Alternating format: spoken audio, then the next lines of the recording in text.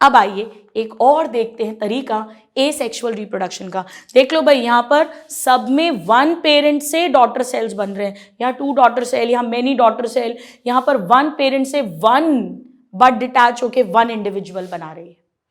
And now the next methods जो NCERT में सारे नहीं दिए हुए हैं, बट इसमें रीजेनरेशन होता है, इसमें फ्रैगमेंटेशन होता है।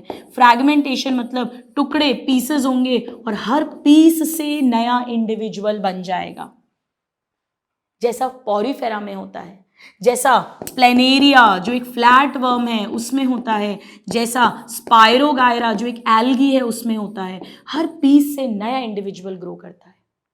And now the next is spores, spore formation. ये स्पोर तो झूठे स्पोर है, सूडोपोडियोस्पोर्स, इनकी बात नहीं कर रहे हैं। स्पोर फॉर्मेशन इसे अगली स्लाइड में समझते हैं, वेरी वेरी इंपॉर्टेंट। ये मिलता है कुछ एल्गी में जैसे क्लमाइडोमोनाज और कुछ फंजाई में जैसे कि पेनिसिलियम। क्या होता है अब हम उसे समझेंगे, पर पहले आप इसको एक बार have a look. Asexual reproduction जिसमें binary fission, multiple fission, external budding and internal budding, then fragmentation, regeneration मतलब accidental fragmentation, and now we will talk about spore formation. Please have a look. Okay students, so ready हो आप? पढ़ें spore formation, बहुत मजे आने वाले हैं। आइए यहां समझाती हूँ। हम बात कर रहे हैं स्पोर फॉर्मेशन की। यहां पर भी वन पेरेंट से डॉटर सेल्स बनेंगे, यानी एसेक्सुअल रिप्रोडक्शन है। 2 एग्जाम्पल्स हैं, एक एल्गी और एक फंजाई में। चलिए पहले एल्गी की बात करते हैं। एल्गी में एक एग्जाम्पल जो हमें लर्न होना चाहिए वो है क्लमाइडोमोनास। ये एक सिंगल सेल्ड यूनिसेल्यूलर एल्गी है, क्लमाइडोमोनास। ऐसा होता है क्लमाइडोमोनास स्टूडेंट्स, ऐसा। इसमें ये फ्लैजिला है, कप शेप का क्लोरोप्लास्ट होता है, क्लोरोप्लास्ट। और ये एल्गी है यानी प्लांट किंगडम, ऑफ कोर्स इसमें न्यूक्लियस भी होगा। ये पेरेंट सेल है क्लमाइडोमोनास, सिंगल सेल की बॉडी होती है। सबसे पहले अपना फ्लैजिला विड्रॉ कर लेगा यानी अंदर ले लेगा, ठीक है। तो ये ऐसा हो गया। अब इसके अंदर स्पोर्स बनेंगे, प्रॉपर स्ट्रक्चर्स, वो बिल्कुल इसी के जैसे दिखते हैं। ये देखिए, ये स्पोर्स बन रहे हैं। ये स्पोर्स में भी फ्लैजिला है, यानी ये मोटाइल है, ये मूव कर सकते हैं। और मूवमेंट एनिमल से रिलेट करते हैं हम। प्लांट अपनी जगह खड़े रहता है, एनिमल के लिए जू वर्ड यूज करते हैं, तो इन्हें हम जू स्पोर्स कहते हैं, जू स्पोर्स। तो कोई पूछे जू स्पोर कैसे हैं, तो जू स्पोर मोटाइल हैं, या हम कह सकते हैं कैसे मोटाइल है, इनमें फ्लैजिला है तो फ्लैजिलेटेड है। एक्चुअली ये पानी में मिलता है, तो ये जू स्पोर पानी के थ्रू मूव करते हैं और फिर एक एक स्पोर एक एक नया क्लमाइडोमोनास बना देगा। ये इस बॉडी के अंदर बन रहे हैं, तो इन्हें एंडोस्पोर्स या एंडोजीनस इन ओरिजिन कहते हैं। अंदर बन रहे हैं बॉडी के। ऑफ कोर्स फिर ये बर्स्ट होगा और ये सब बाहर जाएंगे। तो यहां पर एल्गी में बनते हैं जू स्पोर्स जो मोटाइल स्पोर्स है। But what about fungi? Fungi में हमें एग्जाम्पल लेना है पेनिसिलियम का, एक मल्टी सेल्यूलर फंजाई पेनिसिलियम, जिससे पहली एंटीबायोटिक भी डिस्कवर हुई थी, पेनिसिलिन नाम की। इनमें क्या होता है, जैसे ये फंजाई की बॉडी है, ये एक ब्रांच बनी, ये ब्रांच डिवाइड हुई, फिर ये और डिवाइड हुई, और फाइनली इस पे बॉटल शेप के स्ट्रक्चर्स बन गए, ऐसे बॉटल शेप के। इन स्ट्रक्चर्स को कहते हैं स्टूडेंट्स, एनसीईआरटी में नहीं दिया, स्टेरिगमैटा। क्या कहते हैं? स्टेरिगमैटा। और इन्हें रेमाए कहते हैं, प्राइमरी रेमाए जो पहला डिवीजन है, सेकेंडरी रेमाए एक्सेट्रा। और यहां से स्पोर्स बनेंगे, ये स्पोर्स बनते जा रहे हैं। ये सबसे पुराना स्पोर है, नए नए स्पोर बाहर की तरफ बनते जा रहे हैं। ये ओल्डेस्ट स्पोर है, ऊपर वाला ओल्डेस्ट, और ये यंगेस्ट या न्यूएस्ट है, ऐसे बनते जा रहे हैं। इनमें कोई फ्लैजिला नहीं है, ये नॉन मोटाइल है, नॉन फ्लैजिलेटेड है, और बॉडी में बाहर की तरफ बन रहे हैं, अंदर नहीं, तो एक्सोजीनस ओरिजिन है। इन स्पोर्स को कहते हैं my dear students conidia. Conidia. तो 2 तरह के स्पोर्स पढ़े हमने, एक जू स्पोर्स और एक कोनिडिया। ये एल्गी में बनते हैं, ये फंजाई में बनते हैं। Chlamydomonas example, Penicillium example, motile non motile, flagellated non flagellated, endogenous origin exogenous origin. इसीलिए इस ब्रांच को पता है क्या कहते हैं, कोनिडिया बन रहे हैं ना, तो कोनिडियो, फोरा मतलब to have, they have conidia, so conidiophore. आइए इतना देखते हैं, मजे आ गए। चलिए यहां देखिएगा, so members of fungi and simple plants, that means algae. Algae सबसे लोएस्ट प्लांट है ना, फिर ब्रायोफाइट, टेरिडोफाइट, जिम्नोस्पर्म, एंजियोस्पर्म्स आएंगे। इनमें स्पेशल स्ट्रक्चर बनेगा। क्या कह रहे हैं उस स्पेशल स्ट्रक्चर को माय डियर स्टूडेंट्स? उन्हें हम जूस्पोर्स कह रहे हैं एंड कोनिडिया कह रहे हैं। जूस्पोर माइक्रोस्कोपिक तो है, मोटाइल है, और कोनिडिया नॉन मोटाइल होंगे, पेनिसिलियम में बनेंगे। तो ये सब स्पेशल स्ट्रक्चर्स हैं, जैसे यहाँ पर इंटरनल बड बन रही है या एक्सटर्नल बड बन रही है या जूस्पोर बन रहा है या कोनिडिया बन रहा है, ये स्पेशल स्ट्रक्चर्स बन रहे हैं और इनके थ्रू न्यू इंडिविजुअल्स बन रहे हैं। ऑफ कोर्स हर जगह पे वन ही पेरेंट इन्वॉल्व है। ये देखिए, ये जूस्पोर्स बन रहे हैं, ये पेरेंट क्लमाइडोमोनाज है, ये सारे स्पोर्स हैं, ये सब बाहर निकल गए, और ये कोनिडिया कट हो रहे हैं। सबसे पुराना कोनिडिया ऊपर होगा, नए नए कोनिडिया बनते जा रहे हैं। Is it clear? ये देखिए, zoospore of Chlamydomonas and conidia of Penicillium. अच्छे से याद हुआ सभी स्टूडेंट्स को?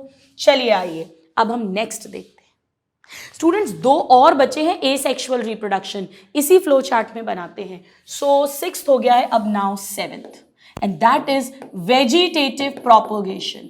वेजिटेटिव प्रोपोगेशन का मतलब अभी अभी बताया था, जब हायर प्लांट्स में एसेक्सुअल रिप्रोडक्शन होगा। अच्छा, हायर एनिमल्स में होगा तो क्या कहोगे? वो तो होता ही नहीं है, हायर एनिमल्स में तो पड़ा ही नहीं है।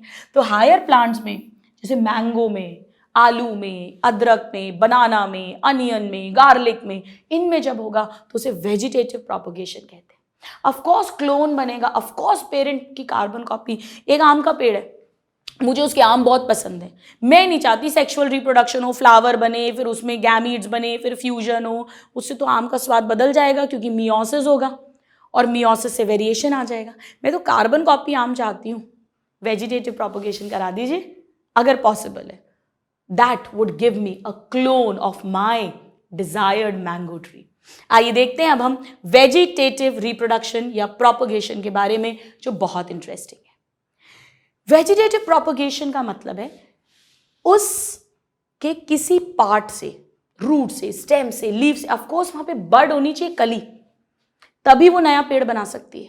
अगर वो कली लीफ पर है नेचुरली, तो उससे नेचुरली नया पेड़ बन जाएगा लीफ से, जैसे ब्रायोफिलम में होता है, अभी बताऊंगी। पता है क्या होता है ब्रायोफिलम में? जैसे ये एक पत्ती है लीफ, ये लीफ की मार्जिन्स है, ये गड्ढे हैं, गड्ढे को नॉच बोलते हैं, यानी ये हो गई notches in margins of leaf. Word by word NCERT है, डायरेक्ट क्वेश्चन आएगा आपको, notches in margins of leaf. यहां पे कली रहती है, बड, ये बड है, ये बड है। नॉर्मली बड स्टेम में मिलती है, यहां स्टेम में नहीं मिल रही, कहीं एडिशनल जगह मिल रही है, तो इसे कहेंगे एडवेंटिशियस बड। और अच्छा बोलना है, पत्ती में मिल रही है तो फोलियर बड, फोलियर बड, क्योंकि लीफ पे मिल रही है। रूट पे अगर मिलेगी तो उसे रेडिकल बड कहते हैं, वो भी एडवेंटिशियस बड है। एडवेंटिशियस बड मतलब स्टेम के अलावा कहीं पर भी मिलेगी, बस कुछ भी नहीं है, इस पत्ती को काट के लगाओ, इससे नया पेड़ बन जाएगा, सेम कार्बन कॉपी, क्योंकि इसमें यहां बड है। तो ये लीफ के थ्रू वेजिटेटिव प्रोपोगेशन कर दिया। इसी तरह स्टेम के थ्रू होता है आलू में, जिंजर में, बनाना में, अनियन में, गार्लिक में, अरबी, कोलोकेसिया में, अभी हम देखेंगे। सो यहां पर वेजिटेटिव रिप्रोडक्शन क्या एक एसेक्सुअल रिप्रोडक्शन है? बताइए आपका आंसर क्या है? यस, बिल्कुल। तो क्या इसमें जो ऑफस्प्रिंग्स बनेंगे हम क्लोन वर्ड अप्लाई कर सकते हैं? यस, कार्बन कॉपी होंगे। नाउ एनिमल्स के अंदर, सिंपल ऑर्गेनिजम्स के अंदर एसेक्सुअल वर्ड यूज करते हैं, लेकिन जब प्लांट्स की बात आती है तो वेजिटेटिव रिप्रोडक्शन वर्ड यूज करते हैं, अगर हायर प्लांट्स की बात करें। अब किस तरह से होता है ये वेजिटेटिव रिप्रोडक्शन, उसकी हम बात करते हैं। जैसे एक एग्जाम्पल तो मैंने अभी आपको लीफ का बताया, ये देखो, ये रहा वो डायग्राम जिसकी मैं बात कर रही हूँ। ये देखिए, लीफ बड है ब्रायोफिलम की, रटा होना चाहिए, ये देखो नॉचेस हैं मार्जिन्स ऑफ लीफ में, यहां बड्स हैं, और ये देखो एडवेंटिशियस बड, और यहां से न्यू प्लांट्स बन रहे हैं। आइए इतनी थ्योरी देखते हैं पहले। Let me show you this theory first, 1 second. Bryophyllum ये रही, देखिए एडवेंटिशियस बड है जो notches at margins of leaves में प्रेजेंट है ब्रायोफिलम में, और इस कारण से इससे हमें नया पेड़ मिल जाएगा। राइट नाउ और कैसे हो सकता है, आइए हम पढ़ते हैं, समझते हैं स्टेम में क्या होता है। देखिए, so let me put up a slide for you now. Stem में ना अंडरग्राउंड स्टेम बनती है, स्टेम, अंडरग्राउंड स्टेम। पता है अंडरग्राउंड स्टेम में क्या होता है? जैसे आलू में क्या होता है, आइए समझते हैं।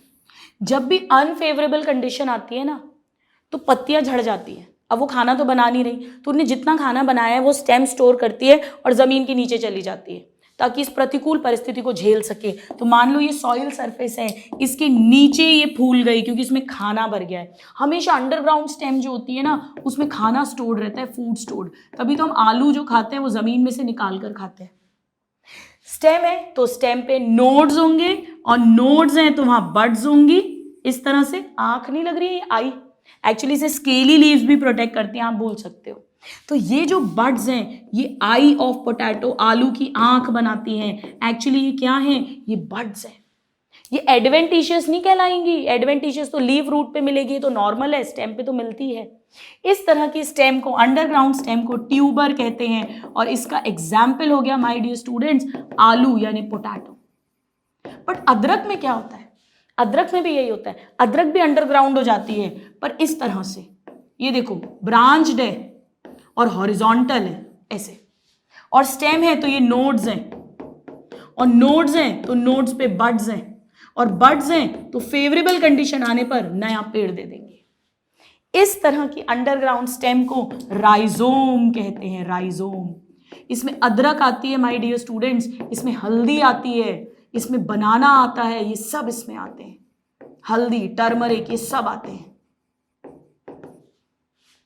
ठीक है, दो हम देखते हैं, फिर हम आगे बात करेंगे। सो ये देखिए, ये देखो, ये आलू है, ये आई बड्स हैं, यानी बड्स हैं, आईज ऑफ पोटैटो बना रहे हैं, यही जर्मिनेट करेंगे ये आईज जो है।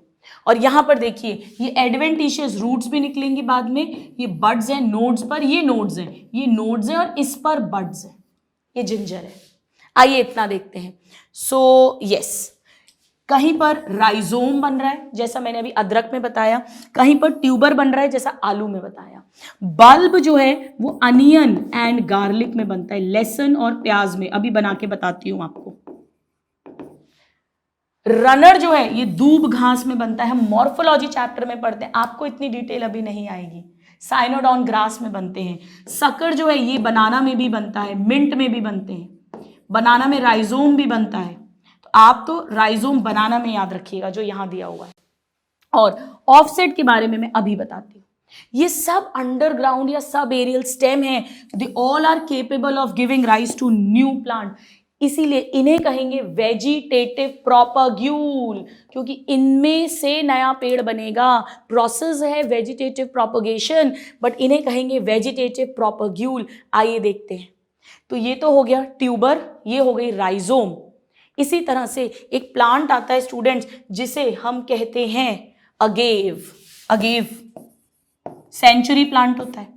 इसमें जो बड है ना, कली, नॉर्मली कली पेड़ से गिर जाए तो मुरझा जाती है थोड़े दिन में, पर यहाँ पर जो बड है वो खूब सारा खाना स्टोर कर लेती है, मोटी ताजी फ्लैशी हो जाती है। इसे बल्बिल कहते हैं, बल्बिल। ये भी न्यू प्लांट बना सकती है। ये भी एक वेजिटेटिव प्रोपग्यूल है जिससे नया पेड़ बन सकता है। इसी तरह वाटर हाइजिन स्टूडेंट्स बहुत क्वेश्चन आता है। देखो ये तो eye of potato, rhizome of ginger हो गया। वाटर हाइजिन को ये तक लाइन आती है एनसीईआरटी की 1 मार्क पे, या फुल 2 मार्क 3 मार्क पे भी इस पे क्वेश्चन आ सकता है। वाटर हाइसिंथ एक पेड़ है जिसे उसके खूबसूरत फूलों और पत्तियों के शेप के लिए इंडिया में इंपोर्ट किया गया था। अब इसमें क्या मुश्किल है याद रखना, भाई एक पेड़ के अंदर क्या सुंदर होता है, फूल और पत्तियों का शेप, उसके लिए इंपोर्ट किया गया था। फ्रेश वाटर में इसको लगाते हैं स्टूडेंट्स। ये इतना तेजी से ग्रो करता है वेजिटेटिव प्रोपगेशन के थ्रू कि पूरा उस वाटर बॉडी का सरफेस कवर कर लेता है। उसकी सारी ऑक्सीजन यूज कर लेता है रेस्पिरेशन के लिए। तो अंदर जो ऑर्गेनिजम्स हैं, अदर फिशेज हैं, एनिमल्स हैं, प्लांट्स हैं, वो मर जाते हैं क्योंकि उनको ऑक्सीजन ही नहीं है पानी में घुली हुई, सब मर जाते हैं, पूरा लेक पॉन्ड डिस्ट्रॉय हो जाता है। इतना खतरनाक है। बंगाल में इसको सबसे पहले लगाया था, इसे बंगाल का आतंक, टेरर ऑफ बंगाल कहते हैं। डायरेक्ट क्वेश्चन आता है। इसमें जो वेजिटेटिव रिप्रोडक्शन का तरीका है उसे ऑफसेट कहते हैं। इसमें क्या होता है, ये देखो, रूट्स का गुच्छा और लीव्स का गुच्छा, ये इसकी स्टेम है, फिर यहां नोड है, फिर उस पे बड है, फिर उससे rosette of roots and tuft of leaves बन जाएगा। ऐसी स्टेम को ऑफसेट कहते हैं। So they reproduce by offset. आइए देखते हैं यहां पे पहले terror of Bengal. Terror of Bengal water hyacinth, पानी में मिलने वाला पेड़ है, सबसे ज्यादा इन्वेजिव वीड है, जहां पे भी स्टैंडिंग वाटर, ठहरा हुआ पानी है। फ्रेश वाटर तो है, पर फ्रेश वाटर तो नदी का भी होता है, पर नदी का बहता हुआ पानी है, ये ठहरा हुआ पानी सारा ऑक्सीजन ले लेता है वाटर से, और फिशेज, अदर एनिमल्स की डेथ हो जाती है। इंडिया में इंट्रोड्यूस किया गया था beautiful flowers and shape of the leaves के कारण। इतनी फिनोमिनल फास्ट रेट पे प्रोपोगेट करता है कि बहुत डिफिकल्ट है इससे छुटकारा पाना, निजात पाना। Very very very important. तो यहां आप देख सकते हैं स्टूडेंट्स, पोटैटो में ट्यूबर के थ्रू वेजिटेटिव रिप्रोडक्शन है, बनाना में राइजोम एंड सकर के थ्रू है, दोनों होता है, जिंजर में राइजोम के थ्रू है। इसी तरह दहेलिया जो है उसमें भी स्टेम पे नोड्स हैं, उसके थ्रू नया पेड़ बन जाता है। गन्ने में तो होता ही है, पूरी लंबी स्टेम है, उस पे नोड्स हैं, उस पे बड्स है, उससे नया पेड़ बन जाता है। ये सब स्टेम है, स्टेम इनके थ्रू नए नए पेड़ बन रहे हैं, कार्बन कॉपी। जैसे आलू में जो बड्स हैं उन्हें ही आइज कहते हैं, बनाना में, जिंजर में राइजोम बन रहे हैं। यहां पर नया पेड़ जो बन रहा है वो नोड से बन रहा है, क्योंकि नोड पे बड है। ऑफ कोर्स ये मॉडिफाइड स्टेम है, कहीं अंडरग्राउंड स्टेम है, कहीं सब एरियल स्टेम है। जैसे इस नोड को गीली मिट्टी देते हैं, पानी देते हैं, तो ये रूट और पूरा नया पेड़ बना रही है। अच्छे से समझ में आ रहा है, हर वर्ड समझ में आ रहा है आपको। So this is how vegetative propagation occurs. यहां पर आप देख सकते हैं बल्बिल के थ्रू, लीव्स के थ्रू, ऑफसेट के थ्रू, राइजोम के थ्रू, पोटैटो में ट्यूबर के थ्रू, अनियन गार्लिक में बल्ब के थ्रू। इसकी डिटेल्स मॉर्फोलॉजी 11th क्लास में पढ़ते हैं। आप लोग बनाना को राइजोम के अंडर ही रखिएगा, क्योंकि एनसीईआरटी में इस चैप्टर में वही दिया हुआ है। और ये लाइंस मैं ऑलरेडी एक्सप्लेन कर चुकी हूं आपको कि जब जो सिंपल ऑर्गेनिज्म वाले हैं जैसे algae, fungi, normally asexually reproduce कर रहे हैं, एसेक्सुअली कॉमन तरीके से, लेकिन अगर अनफेवरेबल एडवर्स कंडीशन आए तो ये सेक्सुअल में शिफ्ट कर जाते हैं। क्यों, वो आपको बताया, to tide over unfavourable condition, ताकि कुछ वेरिएशन हो जाए और शायद वो इस बदलते हुए अनफेवरेबल कंडीशन में भी एडजस्ट हो सके। स्टूडेंट्स, आगे बढ़ने के पहले जो मैंने आपको फ्रैगमेंटेशन पढ़ाया था ना, वो देखो एनसीईआरटी में यहां दिया है। इसमें एसेक्सुअल जो है, इसमें दो पेरेंट्स इन्वॉल्व नहीं, एक ही पेरेंट इन्वॉल्व है। कभी कभी बॉडी ब्रेक करती है पीसेस में और हर पीस से नया ऑर्गेनिज्म बन जाता है, इसे फ्रैगमेंटेशन कहते हैं। मैंने आपको प्लानेरिया का एग्जाम्पल लिखवाया था, मैंने आपको स्पाइरोगायरा लिखवाया था। स्टूडेंट्स, पॉरीफेरा में और हाइड्रा में भी ऐसा होता है। आइए हम इसी चार्ट में इंक्लूड करते हैं। पॉरीफेरा एंड हाइड्रा में भी ऐसा होता है। आप कहोगे मैम हाइड्रा तो आपने यहां पढ़ाया एक्सटर्नल बडिंग। जी हाँ, दोनों तरह से होता है। हाइड्रा में इसके थ्रू भी होता है फ्रैगमेंटेशन, बॉडी टूटकर भी नया हाइड्रा बनाती है, और एक्सटर्नल बडिंग के थ्रू भी होता है। आप जब वेजिटेटिव प्रोपोगेशन लिखोगे ना, तो आप यहीं पे राइजोम और उसके एग्जाम्पल्स लिख दो, यानी ginger and banana. Then tuber में आई ऑफ पोटैटो, आलू लिख दीजिए। देन बल्बिल में अगेव लिख दो, अगेव। देन ऑफसेट में वाटर हाइसिंथ लिख दीजिए, वाटर हाइसिंथ। इसके अलावा बल्ब हो सकता है, इसके अलावा सकर्स हो सकते हैं, और इसके अलावा लीफ बड हो सकती है जैसी ब्रायोफिलम में है, और स्टेम के ही थ्रू दहेलिया में भी होता है और शुगर केन में भी होता है। तो पूरी एनसीईआरटी को अपन एक ऐसे नोट्स के फॉर्म में लर्न कर सकते हैं। हो सकता है आपसे किसी एक पार्ट पे 2 मार्क का क्वेश्चन आ जाए या 1 मार्क में क्वेश्चन आ जाए, एग्जाम्पल देके क्वेश्चन पूछ ले, या 5 मार्क में एसेक्सुअल रिप्रोडक्शन पूरा पूछ ले. So now you have a look and then we'll read more. Alright students, तो अब कुछ लाइंस देखते हैं जो हम ऑलरेडी जानते हैं. हमने ऑलरेडी पढ़ा है कि हायर प्लांट्स में सेक्सुअल एसेक्सुअल दोनों तरह का है, जहां एसेक्सुअल को वेजिटेटिव प्रोपोगेशन कहते हैं हायर प्लांट्स में, बट हायर एनिमल्स में ओनली सेक्सुअल रिप्रोडक्शन ही पॉसिबल है. So this is all about asexual. हालांकि एसेक्सुअल में पार्थिनोजेनेसिस भी होता है, पर वो एनसीईआरटी में बाद में दिया है तो मैं उसे बाद में पढ़ाऊंगी. अब हम आते हैं सेक्सुअल रिप्रोडक्शन. सेक्सुअल रिप्रोडक्शन के कुछ पॉइंट्स तो मैं ऑलरेडी टेबल में बता चुकी हूं. यहां पर मेल और फीमेल गैमीट बनेंगे. हो सकता है एक ही इंडिविजुअल बना दे या 2 अलग अलग इंडिविजुअल बनाएंगे, ऑफ कोर्स ऑपोजिट सेक्स के. यहां पर गैमीट फ्यूज करेंगे, उससे हमेशा डिप्लॉइड जाइगोट बनेगा और जाइगोट से फिर पूरा नया इंडिविजुअल बनेगा. काफ़ी कॉम्प्लेक्स प्रोसेस है, स्लो प्रोसेस है, इलैबोरेटिव प्रोसेस है अगर हम एसेक्सुअल से कंपेयर करें.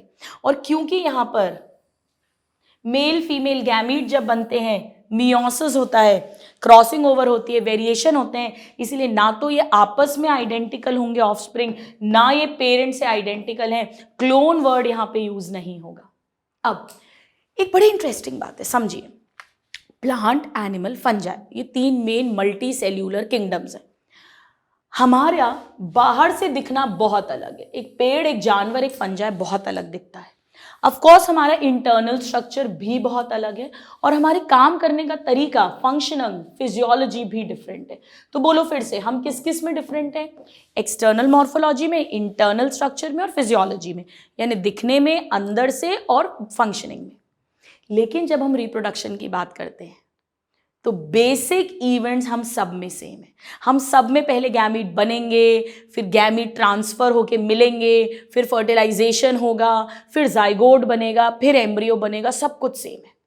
भले ही हम बाहर से, अंदर से, फंक्शनिंग में अलग है, इवन हमारे रिप्रोडक्टिव स्ट्रक्चर्स भी डिफरेंट है, फिर भी जो बेसिक इवेंट्स हैं वो सेम है. सो सरप्राइजिंगली जब हम सेक्सुअल रिप्रोडक्शन की बात करते हैं तो सिमिलर पैटर्न है. तो आइए पहले देखते हैं कि भिन्नताएं कैसी हैं, फिर आगे बात करेंगे. सो स्टूडेंट्स, हमने देखा कि सभी ऑर्गेनिजम्स जो हैं वो पहले ग्रो करेंगे और फिर मैच्योर होंगे और फिर जाकर वो रिप्रोडक्शन वाले फेज में आएंगे. ये जो ग्रोथ वाला फेज है, इसे एनिमल्स में हमने जुवेनाइल फेज कहा था और प्लांट्स में वेजिटेटिव. ये क्वेश्चन आता है. ऑफ कोर्स जुवेनाइल फेज या वेजिटेटिव फेज का ड्यूरेशन अलग अलग जानवर और पेड़ में अलग अलग होगा और ऐसी रिप्रोडक्टिव फेज का ड्यूरेशन भी अलग अलग ऑर्गेनिज्म में अलग अलग होगा. तो ये कोई बहुत रटने की बात नहीं है, पर क्वेश्चन आता है. जुवेनाइल फेज का duration is different in different plants. मुझे बताओ कब कहोगे रिप्रोडक्टिव फेज शुरू हो गया? जब जुवेनाइल खत्म हो गया. बस यही तो लिखा है, एंड ऑफ जुवेनाइल और vegetative phase marks the beginning of reproductive phase. Higher plants जो हैं यानी एंजियोस्पर्म्स, जिनमें फूल आते हैं. फूल क्या है? Flower is a reproductive structure. तो जैसे ही फूल आया, ये प्रूफ है कि जुवेनाइल फेज एंड हो गया. तो जुवेनाइल फेज एंड हो गया, ये कैसे देखा जा सकता है हायर प्लांट्स में? जैसे ही फूल आ जाते हैं.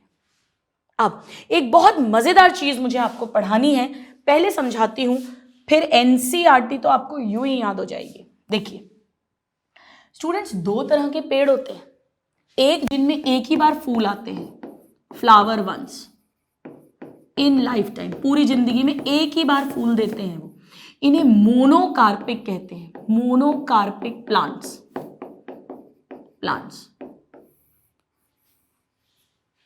यानी ये पैदा हुए, वेजिटेटिव फेज आया, फिर फ्लावरिंग हुई यानी रिप्रोडक्टिव फेज आया, इसमें फूल खिले, गुलशन गुलशन, फ्रूट बन जाएगा, फ्रूट में सीड बन जाएगी, फिर ये पेड़ बूढ़ा हो जाएगा, सेनेसेंस, और मर जाएगा, लाइफ स्पैन खत्म.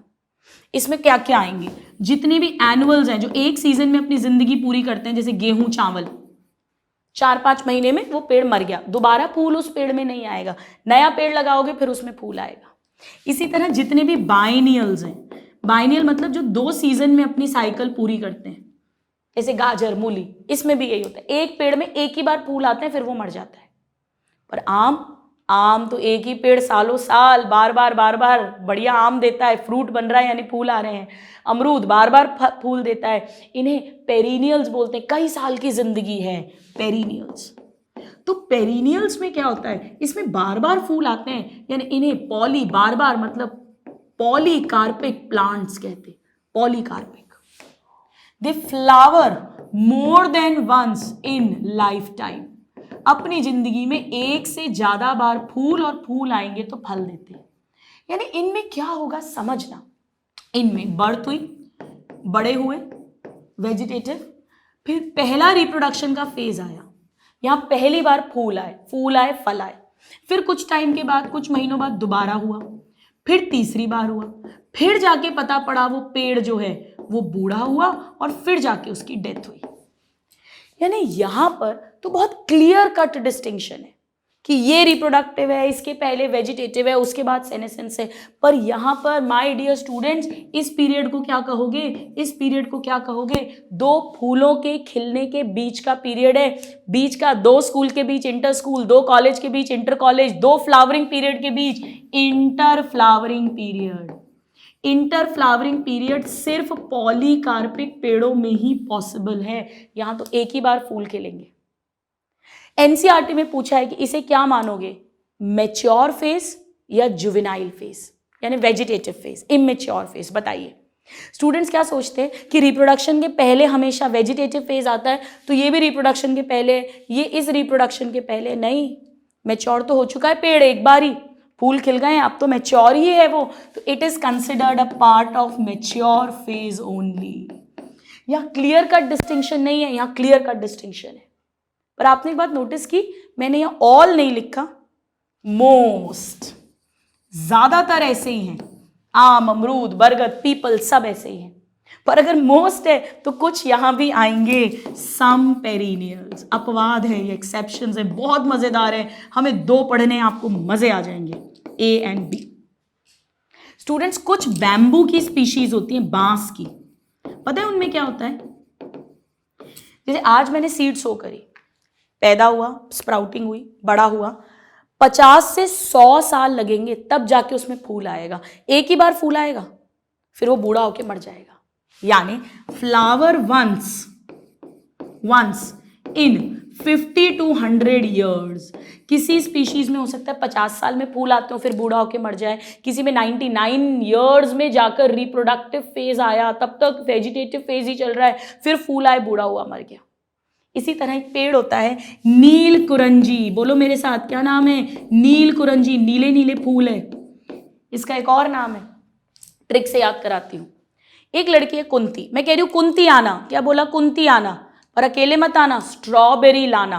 क्या बोला, कुंती आना, स्ट्रॉबेरी लाना। इसका नाम है स्ट्रॉबिलैंथस कुंतियाना। क्या नाम है, स्ट्रॉबिलैंथस कुंतियाना। सो कुंतियाना, स्ट्रॉबेरी लाना। ये कर्नाटका, तमिलनाडु और केरला का जो पूरा हिली ट्रैक्ट है, हर 12 साल में मास फ्लावरिंग होती है। जितने पेड़ एक साथ 12 साल बाद फूल देते हैं, पूरा ट्रैक ब्लू कलर का हो जाता है, ब्यूटीफुल, टूरिस्ट आते हैं उसको देखने के लिए। अब ज्यादातर स्टूडेंट्स क्या सोचते हैं, एनसीईआरटी में लिखा है मास फ्लावरिंग एवरी 12 ईयर्स, तो उन्हें लगता है कि एक ही पेड़ हर 12 साल बाद फूल दे रहा है, यानी वो पॉलीकार्पिक है। नहीं, 12 साल बाद सबने फूल दिए, बूढ़े हुए, मर गए, अब 12 साल बाद अगला वाली जनरेशन जो है वो फूल देगी, ये भी मोनोकार्पिक है। पूरा ब्लू ट्रैक हो जाता है। एनसीईआरटी के अकॉर्डिंग इसकी लास्ट फ्लावरिंग सितंबर अक्टूबर 2006 में हुई थी। ऑफ कोर्स 2018 में भी हो चुकी है, और आप उसका चांस अगर मिस कर चुके हैं तो अब 12 साल बाद यानी 2030 में उसे देखने जरूर जाइएगा।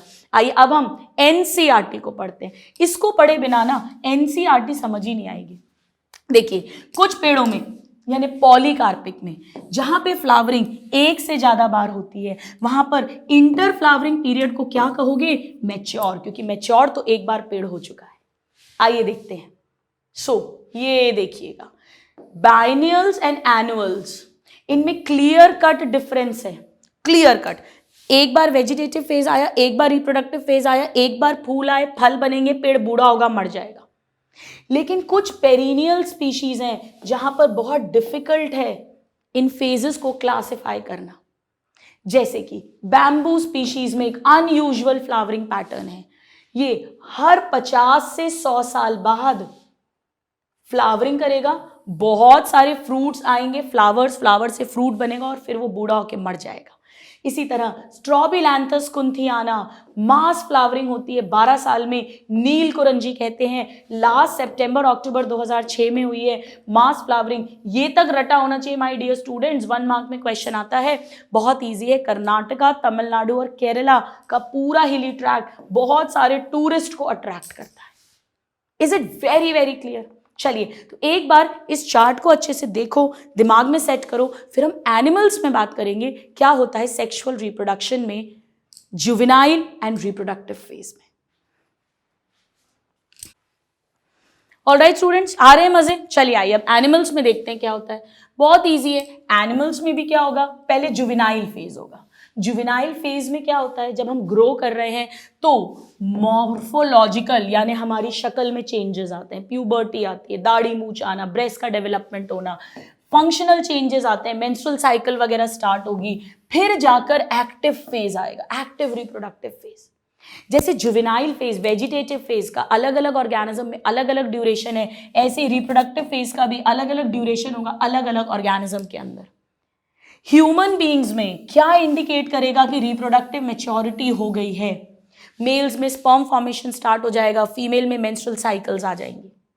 इसी तरह से स्टूडेंट्स, कुछ हैं जो सीजनली रिप्रोड्यूस करते हैं, कुछ ऑर्गेनिज्म है जो कंटिन्यूअसली ब्रीड करते हैं। जैसे आप देखना जो बर्ड्स हैं नेचुरली, भाई आपने बर्ड को पकड़ के पोल्ट्री में रख के उसको अंडे करवा रहे हो पैदा, वो अलग बात है, but birds normally seasonally breed करती हैं, सीजनली अंडे ले करती हैं, दे आर सीजनल ब्रीडर्स।